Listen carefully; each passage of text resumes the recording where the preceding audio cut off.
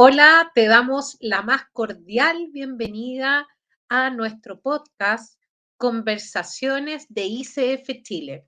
La ICF es la International Coaching Federation, es la mayor organización de coaches profesionales a nivel internacional. En ICF Chile queremos promover la disciplina del coaching como potente herramienta de crecimiento humano y también acercarlo a la comunidad para que conozcan su potencial. Es con este objetivo con el que damos inicio a esta serie de podcasts. Saludamos y agradecemos muy especialmente a la Red de Recursos Humanos, quienes son nuestros aliados en este proyecto. Me presento, soy Carolina García, soy coach PCC y presidenta de la Federación Internacional de Coaching, capítulo de Chile. Y estoy muy contenta en este nuevo capítulo que vamos a conversar sobre el valor del coaching en diversidad e inclusión en las organizaciones. Y bueno, como ICF estamos muy contentos con nuestra tremenda invitada a este quinto capítulo. Ella es Emma Yokichawa. Emma es mamá de Renato. Renato tiene 6 años. Emma es psicóloga de la Universidad Iberoamérica de México, diplomada en dinámica organizacional por la Universidad de Chile y certificada por Newfield Network como coach ontológico. Ha desarrollado 13 años de experiencia en las distintas especialidades de los recursos humanos en distintas industrias. Y bueno, actualmente lidera la subgerencia de diversidad, equidad e inclusión en Walmart Chile. Es parte de la red de mentoras de WOMAP que busca impulsar la carrera de mujeres en Chile y este año fue reconocida entre las top 10 del HR Influencer en Chile por Go Íntegro, por la voz que tiene en todo lo que hace y todo lo que nos muestra Emma. Así que bienvenida, Emma, bienvenida a nuestro podcast de ICF. Hola, Caro, ¿cómo estás? Muchas gracias por la invitación. Me encanta estar acá conversando contigo, además. Sí, oye, y a mí me fascina el tema que vamos a conversar el día de hoy. Y bueno, me emociona también que tú seas coach, porque de pronto no sabemos todos los coaches que tenemos en las organizaciones liderando. Y partiendo de esa premisa que eres coach también, ¿cómo ha sido el valor de tu formación de coaching ontológico le ha dado a la ejecución de tu rol hoy como subgerente de diversidad? ¿Cuál ha sido el valor de tu formación de coaching? ¿Podrías tú relevar? Gracias por la pregunta, Caro. Y efectivamente coincido contigo, como a mí me ha pasado en mi ejercicio laboral, que de pronto me voy encontrando con personas donde uno va identificando algunas cosas que uno parece que construye durante su formación de coach, y sobre todo cuando uno es coach ontológico, y me ha pasado por ahí que le digo, perdona, ¿te puedo hacer una pregunta tú? ¿Eres coach ontológico? Y me dicen, sí, ¿cómo sabes? Y claro, y tiene que ver con que vamos adoptando también ciertas formas de mirar la vida, de preguntar, de conocer a otro, y parece como que nos identificamos entre nosotros. Entonces, nada, me encanta y efectivamente habemos varios y algunos más escondidos que otros. A mí me pasó que cuando yo estudié esto, me formé como coach ontológico, estaba pasando como por una serie de quiebres personales en mi vida personal y profesional que me hicieron cuestionarme qué más, ¿no? Como qué más hay para mí, qué otras realidades no estoy mirando. Y empecé a investigar como qué podía estudiar, si era algo que yo no conocía. Y ahí fue cuando llegué al coaching ontológico. Y yo siempre le digo, cuando la gente me pregunta, oye, bueno, ¿qué es esto de estudiar coaching y coaching ontológico además? Y yo le digo, mira, para mí fue un transformador de vida, digo yo siempre. Hay un antes y un después para mí de haberme formado como coach ontológico. Y fíjate que yo nunca me dediqué al ejercicio del coaching como tal, como coach, ¿te fijas? O sea, pero son herramientas que uno adquiere para la vida, Caro, para el ejercicio de cualquier rol en cualquiera de los ámbitos de la vida, ¿no? Hoy día vamos a hablar de mi rol en un ámbito laboral, porque yo actualmente soy la subgerente de diversidad, equidad e inclusión para Walmart Chile, pero estoy hablando también de mi rol de mamá, de mi rol de amiga, de mi rol de vecina, de mi rol de hija, ¿te fijas? Y, y los coaching son unos lentes que tú te pones y no te quitas jamás en la vida y que de alguna manera acompañan las decisiones que tú sigues tomando en tu vida de ahí en adelante. Entonces, sin duda alguna que el coaching para mí ha sido una gran herramienta y que me ha servido tremendamente en el ejercicio de los roles que he tenido en temática de diversidad, equidad e inclusión. Eh, Probablemente vamos a profundizar de eso un poquito más adelante, Caro, pero principalmente yo te diría que me ha servido porque en un rol como este, uno siempre debe estar abierto a conocer, humilde en entender que nunca vas a tener toda la información y educación necesaria em, para poder ser dueña de la verdad, digamos, ¿no? Eso no existe.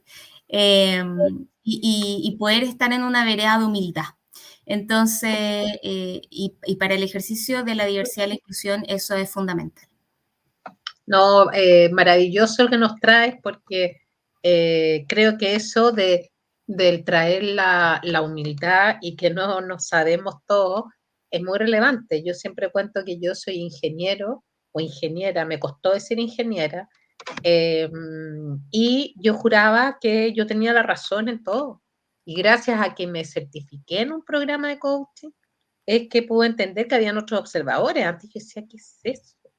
Entonces, claro, nos entra la curiosidad y todas esas distinciones que nos puede traer el coaching.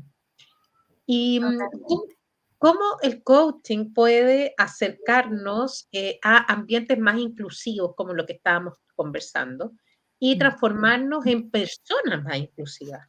Sí, sí, porque fíjate que una cosa es consecuencia de la otra. O sea, los ambientes inclusivos se generan cuando las personas son inclusivas, ¿ya? Cuando las personas que hoy día están relacionándose con otros, pero también a cargo de procesos, también a cargo de la construcción de los espacios, toman decisiones inclusivas, ¿ya? Eh, y te hablo de las personas que toman decisiones de construcción de espacios, porque también ahí entramos en todo un mundo de accesibilidad, ¿cierto? Pero la inclusión no es solo esa parte, es la parte humana también, de las relaciones, de esas posiciones de poder que de pronto se hablan también, que son tan delicadas. Entonces, yo te diría que es muy importante para poder hacer un ejercicio de inclusión desde la persona, ¿cierto? Poder pararse en esa vereda de humildad del que hablábamos.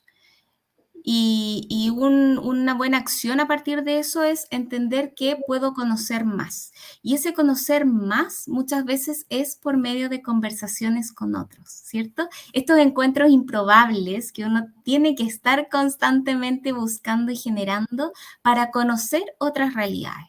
Entonces, yo te quiero contar un poco de mí. Yo soy japonesa de nacimiento, porque nací en Japón, mi papá es japonés, mi mamá es chilena. Viví en Chile desde los 5 años hasta los 17 y después me fui a vivir 7 años a México.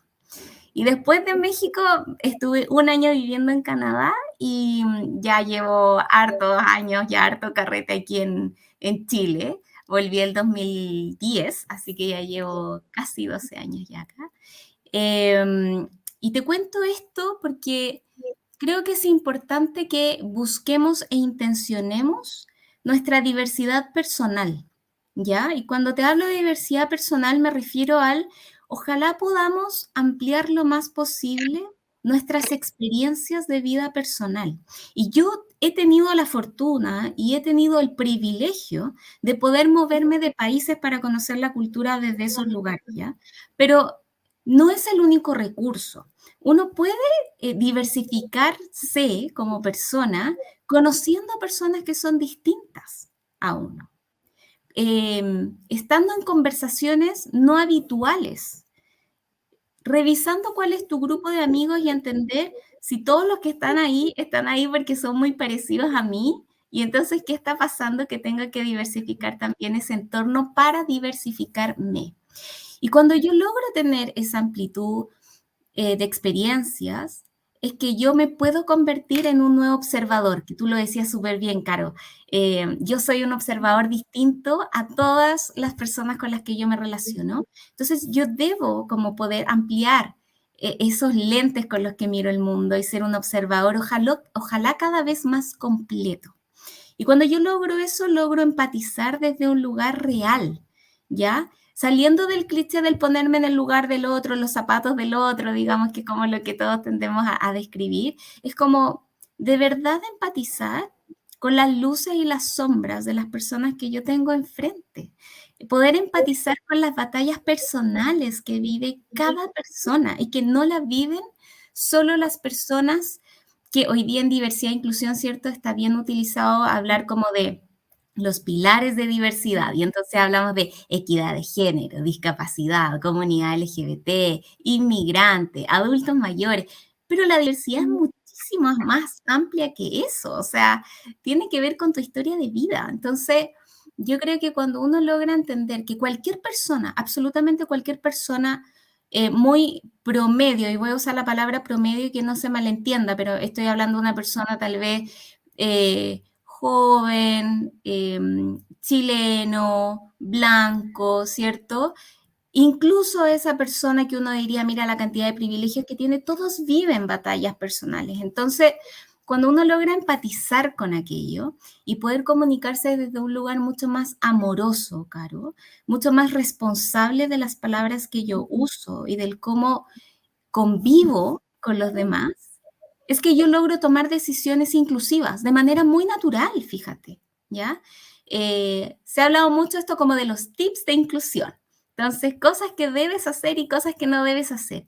Y me encanta porque nos lleva a temas bien prácticos y que está bien y que algunos tips abordan temas urgentes de tratar y que está perfecto que sea así.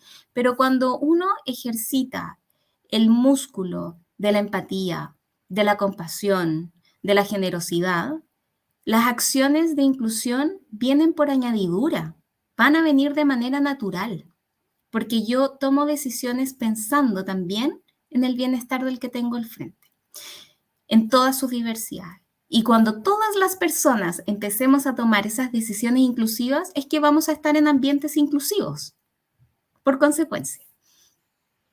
No, tremendo todo lo que nos traes, porque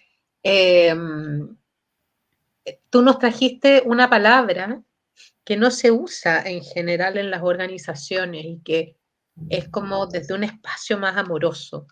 Eh, y también se me aparece ahí el profesor Maturana mucho con,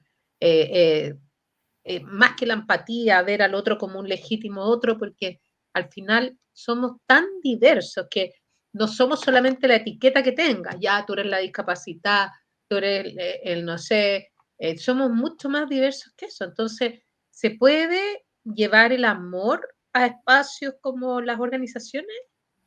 O sea, yo creo que absolutamente, Caro, porque, a ver, en épocas antiguas, quiero creer, todavía presente en algunos lugares, se tendía a pensar, o se tiende, como de que las emociones es algo que tiene que funcionar afuera del espacio laboral, ¿no? En mi mundo familiar, con mis amigos, pero la emoción no entra al espacio laboral. Es como si uno tuviera que separarse.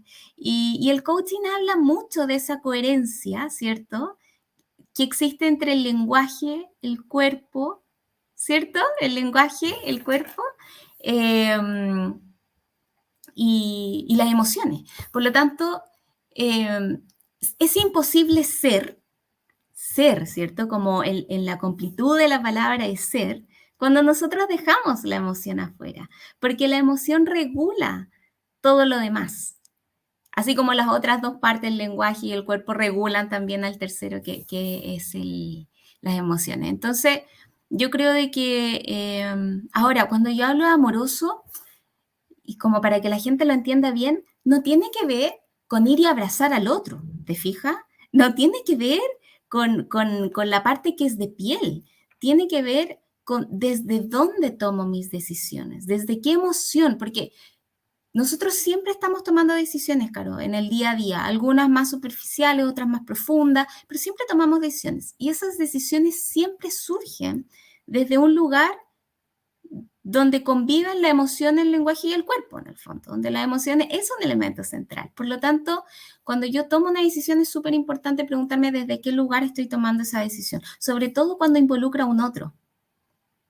Y ojalá que sea de una vereda amorosa, ¿cierto? Incluso las decisiones que pueden ser difíciles de tomar y que pueden tal vez no ser tan luminosas para la persona que tengo al frente, entender qué decisión estoy tomando y cómo la estoy comunicando, que ahí es donde entra el lenguaje, ¿ves?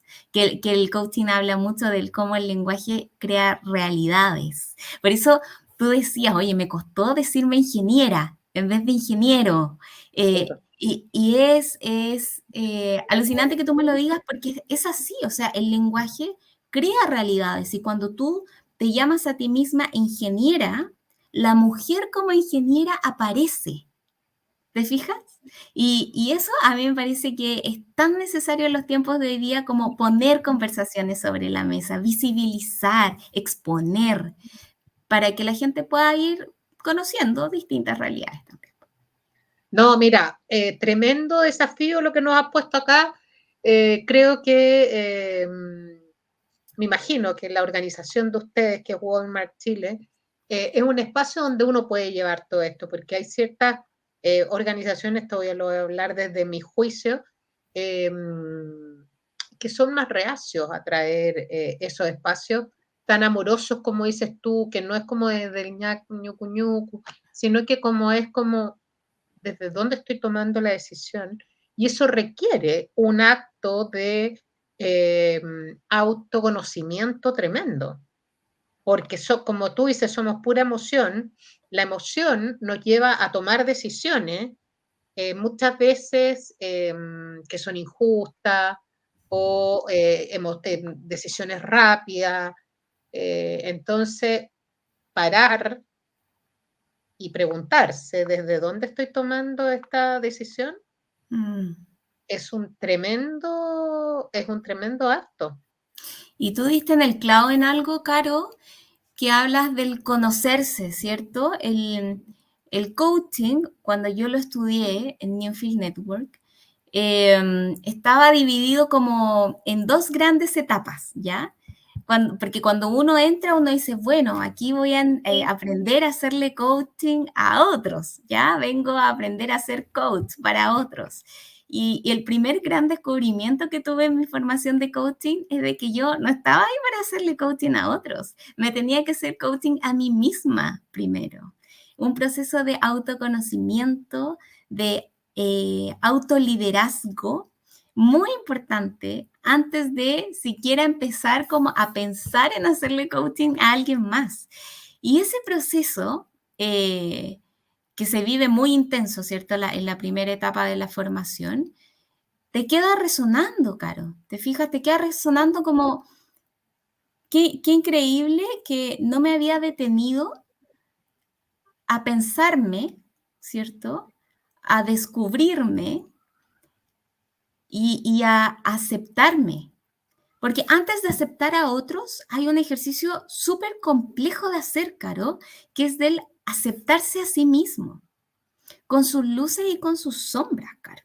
Y no es fácil el ejercicio porque uno en el camino va descubriendo muchas cosas de su historia personal también, que cuando tú no descubres de manera consciente, de alguna manera te predisponen también a tomas de decisión que son inconscientes. Y aquí es cuando aparece este tremendo concepto de los sesgos inconscientes, que están también a la base de los juicios que nosotros hacemos, ¿cierto? Y yo me acuerdo perfecto que hablábamos en el coaching ontológico sobre los juicios que abren puertas y los juicios que cierran puertas. Me acuerdo perfecto de eso, porque hay juicios que nosotros tenemos de otras personas que abren puertas de comunicación, abren oportunidades, pero hay juicios que yo tengo de otras personas que me cierran puertas, que me predisponen a ciertas cosas y que esos juicios muchas veces pueden estar absolutamente infundados.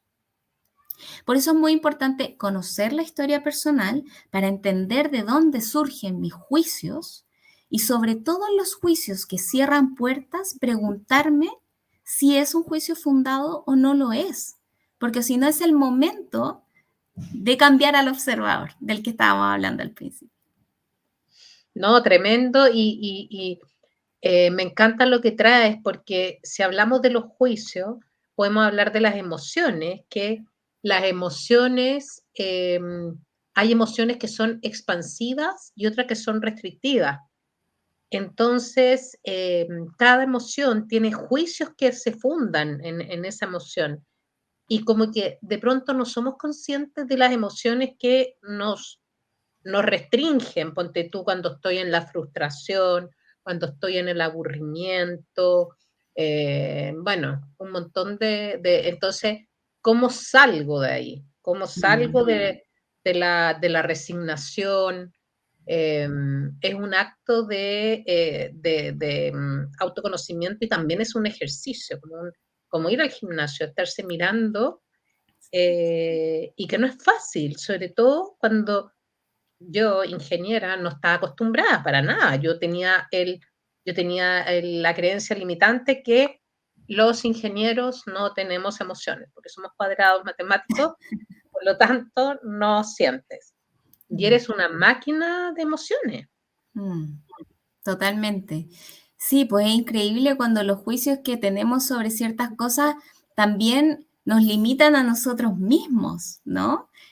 Y ahí me pasa mi rol de madre, ¿cierto? Y todos los juicios que tenemos respecto al ser madres y al maternar, y que entonces cuando nace mi hijo, yo tengo que entrar en una cajita pues, del juicio que yo me construí toda mi juventud respecto a lo que significaba ser madre, y entonces yo ahora tengo que entrar en este molde, que es este juicio que yo hice sobre lo que significaba ser una buena madre.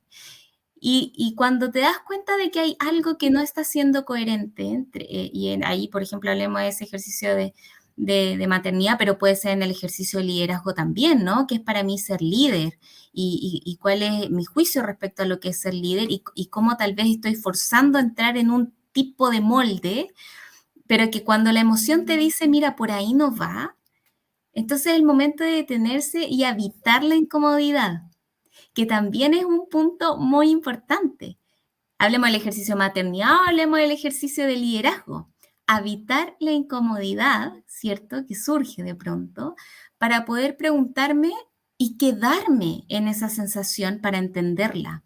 Porque también lo que nos pasa mucho es que ante la incomodidad o la emoción negativa, ¿cierto? Buscamos salir rápidamente. ¿Cómo salimos de esto? ¿Cómo salgo de la incomodidad? ¿Cómo salgo de la frustración? ¿Cómo salgo del enojo? Y también es parte del ejercicio de liderazgo avistar esa emoción, quedarse para entenderla. Y una vez que yo logro entenderla, entonces, poder mirarla desde afuera, desde un lugar más amoroso también, más objetivo, para poder después salir y que eso me quede como una herramienta para el futuro. ¿Te fijas? Para mí y para el equipo que lidero, porque el equipo también entra en frustración, también entra en enojo, también entra en incomodidad. Y si yo logro conocer mis herramientas para poder no escapar de ahí, sino que gestionarlo, y esas herramientas también se las puedo entregar a mi equipo, ahí hay un ejercicio amoroso, te fijas, sin tener que ir a abrazar a nadie ni a darle beso a nadie, hay un ejercicio amoroso de liderazgo. No, tremendo, me encanta todo lo que traes. Oye, podríamos estar 2 días conversando del coaching, me encanta. Y en diversidad e inclusión se habla mucho de que los líderes deben desarrollar un liderazgo inclusivo. Mm. Entonces, para ti, que lideras esta tremenda organización como es Walmart Chile, ¿cuáles son estas nuevas, no sé si nuevas, pero habilidades que mejoran la experiencia del colaborador, Mm. del liderazgo inclusivo? Sí, mira, hoy día se habla harto de liderazgo inclusivo y pareciera que como en la vereda del frente, no porque se contrapongan, sino que, pero porque lo vemos como algo distinto, hablamos también del liderazgo transformador, a propósito de que hoy día todas las organizaciones están en grandes procesos de transformación. Y fíjate que no son tan distintos. Es más, yo me atrevería a decir que son prácticamente lo mismo, pero con un título diferente, porque en el liderazgo necesario para transformar se requiere de escuchar, ¿ya? De una escucha activa y de una escucha curiosa. No una escucha que está ahí para poder debatir, para poder anular, para poder ver, a ver, estoy escuchando y ya me estoy preparando con lo que le voy a responder, ¿no? Poder escuchar. Ese ejercicio de escuchar es clave para los procesos de transformación y fíjate que es clave para poder ser un líder inclusivo. Hay gente que piensa ser líder, el liderazgo inclusivo es esta competencia que tú necesitas para liderar personas de la diversidad sexual, para poder tener personas con discapacidad en tu equipo, para poder tener migrantes en tu equipo. Y la respuesta sí, es sí, pero también es no solo eso, ¿no? Sino que es para tener equipo, punto. No equipo con carácter, porque todos los equipos son diversos, Caro. Todos los equipos, en el mejor de los casos, tendrán las personas distintas formas de pensar, ¿ya? Y eso hay que administrarlo. Y cuando yo logro tener un equipo diverso y poder sacar provecho, provecho en el buen sentido de la palabra, provecho de esa diversidad de pensamiento, de esa diversidad de ideas, es que yo logro llegar a productos, servicios, soluciones que son mucho más completos, representativos de mi cliente, que hoy día en Chile es cada vez más diverso también. ¿Te fijas? Y eso es lo mismo que se necesita para los liderazgos que están liderando procesos de transformación hoy día también. Escuchar, porque hoy día se requiere ser innovador, se requiere ser creativo, se requiere ser ágil. Pero para poder llegar a todo eso necesitas poner a jugar, ¿cierto? Como a danzar esa diversidad que existe en tu equipo. Y ojalá que la tengas, porque lo que te puede pasar también, a propósito del sesgo de afinidad, que uno tiende como a elegir a los que más se parecen a uno. Entonces, si nos están escuchando líderes hoy día, ojalá, líder, tengas un equipo lo más distinto a ti y lo más distinto entre ellos también, para que puedan complementarse y llegar a ideas grandiosas, digamos, ¿no? Porque si todos son iguales, si todos estudiaron en el mismo lugar, la misma carrera, más o menos viven en el mismo lugar, hacen más o menos la misma actividad en los fines de semana, va a ser maravilloso porque van a llegar a un acuerdo en 5 minutos. Porque uno va a decir, oye, yo pienso qué, y en 5 minutos todos te van a decir, oye, sí, excelente idea, se aprueba, hagámoslo. Pero probablemente esa decisión puede estar sesgada, porque no está incorporando distintas miradas. Entonces, ojalá tengas un equipo muy diverso entre los que lo componen y muy diversos a ti. Y ojalá tengas largos debates y ojalá te cueste llegar a una decisión final, pero yo te aseguro que esa decisión final va a ser mucho más rica que la decisión que pudiste haber tomado con personas que eran iguales a ti. Oye, gran desafío que le estás poniendo a los líderes, sobre todo a los que se han moldeado en entornos demasiado homogéneos, como dices tú. Sí. No sé, pues hay industrias en que son todos hombres, ingenieros, heterosexuales, entonces ya es un ejercicio abrirle la puerta a las mujeres. Y ya cuando se las abres tienes que gestionarlo, porque si no nos aburrimos. Y me encanta lo que traes de la curiosidad, porque es realmente la curiosidad de saber cómo piensa el otro, porque si no podría ser algo muy rápido. Y pongámonos de acuerdo rápidamente, como dices tú, que yo siempre traigo el ejemplo de que ponerme de acuerdo con mis amigas ingenieras era súper rápido, todas súper concretas, metódicas, qué sé yo. Pero ya tener que incluir la mirada de otro o que no fuera de nuestro grupito de amigos, no, que fome. Sí, sí. Es fome y es amenazante, Caro. Es amenazante. Y por eso es que surgen los actos de discriminación, ¿ya? En general, uno rechaza lo que no conoce. Y esto también es parte como de la manera natural en la que opera el cerebro. O sea, lo que me es familiar, me es seguro, y lo que yo no conozco me genera inseguridad y me genera rechazo, ¿cierto? Y generalmente los actos de discriminación primero vienen desde una emoción de gran enojo, muchas veces, o O de de mucho miedo. enojo, rabia, de miedo, de frustración, y generalmente viene de emociones que son más restrictivas, digamos. Eh, pero sobre todo eso, yo creo que qué importante, Caro, cuando miramos a un otro, eh, poder mirarlo desde emociones más luminosas, ¿cierto? Y poder entender que en el otro yo tengo una oportunidad de aprendizaje. No, Siempre, siempre en buenísimo. un otro yo tengo oportunidad de aprendizaje, Caro. Como que, por muy que yo pueda asumir que es muy parecido a mí o que es o tal vez distinto a mí, tengo oportunidad de aprender. Y si yo aprendo, Caro, me empieza a ser más familiar. ¿Te fijas? Por eso es que, por ejemplo, cuando alguien tiene, digamos, algo como incomodidad respecto al tema diversidad sexual, ¿cierto? Que es un tema que tiende como a generar incomodidad, ¿eh? Bueno, mira, parte por leer un poco. ¿Qué significa? ¿Qué significa LGBT? ¿Cuál es la diferencia entre orientación sexual y identidad de género? Que parece bien teórico, Caro, pero la teoría es menos amenazante que la historia personal. Entonces, bueno, partamos con la teoría y poco a poco vamos paso a pasito, de manera que yo te vaya acercando todo a este contexto contextual, ¿cierto? O sea, contexto conceptual, experiencias de vida, y va a llegar un momento en el que ya no te va a generar tanto rechazo, porque lo vas a conocer más y se te va a hacer más familiar. Y entonces tu cerebro te va a decir que no es una amenaza. Por eso es tan importante, ¿te fijas? Como estudiar, leer, conocer a los otros. Y eso sucede en todos los ámbitos de la vida, personal, doméstico, laboral, No, académico. buenísimo todo lo que nos has traído y este ejercicio de pensar fuera de la caja, Mm. que es un acto también como de humildad, de conocernos y decir, oye, por acá parece que tengo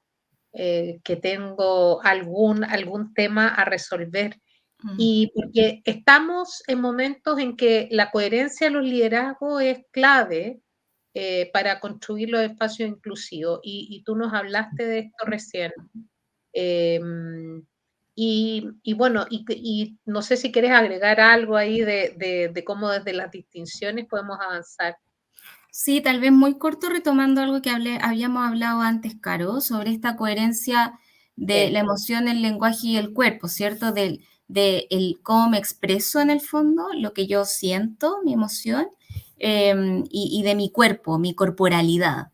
Eh, y esto es importante porque en este ejercicio del liderazgo inclusivo de pronto se habla mucho como de lo que debes hacer y lo que debes decir, y lo que no debes hacer y lo que no debes decir, ¿ya? Entonces como que los líderes que son muy mateos, digamos, en la tarea dicen, ya me aprendí, entonces estas palabras no las debo usar, estas preguntas no las debo hacer, y como que se lo aprenden bien del librito. Pero resulta de que las personas estamos constantemente en coherencia con estos tres ámbitos, ¿cierto? Por lo tanto, es muy difícil que yo como líder sea creíble si yo te digo algo, pero lo digo desde una emoción de incredulidad o de incomodidad, porque mi corporalidad va a demostrar exactamente lo mismo. Y por lo tanto, lo que yo te estoy diciendo va a sonar como algo que estoy leyendo, ¿te fijas? Y no va a ser creíble. Entonces, está perfecto como en un approach muy rápido y práctico tener estos tips, está muy bien, pero veamos qué nos pasa con cada uno de esos tips, ¿no? Y cuando yo lo digo en voz alta, ¿qué me pasa? ¿Qué emoción surge? ¿Cómo está mi cuerpo cuando digo o hago esto? ¿Estoy siendo coherente en estos tres ámbitos? Porque si no lo soy, no voy a transmitir lo que necesito transmitir de verdad hacia el otro. Entonces creo que es importante vivirse en coherencia desde lo que se dice, desde lo que se piensa y desde lo que se siente. No, maravilloso y es un gran desafío porque de repente como que anduviéramos con alguna de estas patas al revés.